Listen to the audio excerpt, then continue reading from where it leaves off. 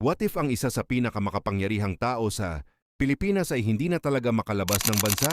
Ang balitang hinarang ng ombudsman si dating House Speaker Martin Romualdez ay yumanig sa mundo ng politika. Hindi lang whole departure order, kundi pati asset freeze ay hirit na rin. Ibig sabihin, pati ang mga bank accounts at ari-arian, pwedeng ipako sa pwesto habang gumugulong ang investigasyon.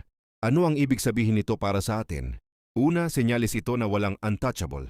Sa mata ng batas, kahit gaano pa kalawak ang iyong koneksyon. Pangalawa, maaari itong magdulot ng malaking pagbabago sa liderato ng Kamara. Ang tanong ng marami, politika nga ba ito o tunay na pagpapanagot?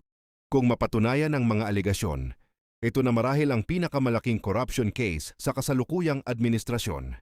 Sa huli ko ang mahalaga ay ang katotohanan. Handa na ba ang bansa sa susunod na kabanata ng political drama na ito? O ito na ang simula ng tunay na paglilinis? Ikaw, sa tingin mo ba ay makatarungan ang hakbang na ito? I-comment na